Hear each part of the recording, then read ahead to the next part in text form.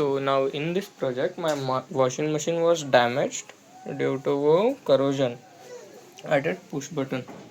So I changed all this push button. Now washing machine is working fine. After that I have an idea with it. So what I did, I just connected with the ESP32 and all push buttons with it, with the ESP32, and the common port goes to the 3.3 volt, which is a logic high. So now I am able to turn on this washing machine via my smartphone's browser or any device which is capable to run browser.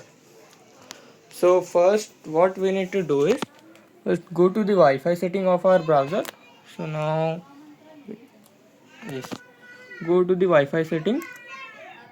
Here is the Wi-Fi of my ESP32, which is washing machine ESP. First we need to connect with this one.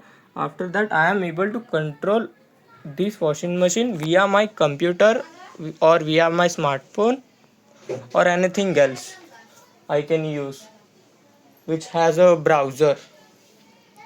This is a by default IP address I used for it. So now let's check it out. If I click on power button, you heard that beep sound. Now my washing machine is started. Now I will click on a start button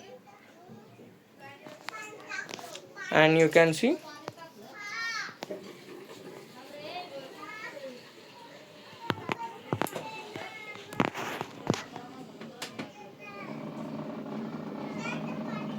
it takes some time, and as you can see the washing machine is running via my smartphone or laptop.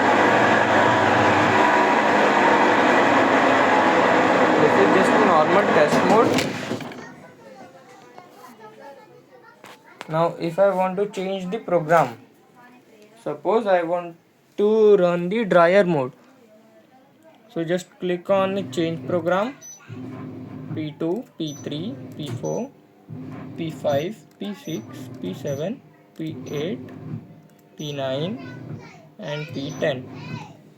Now you can see the P10 is here. Which is a dry mode. Okay. Now this is operating normally.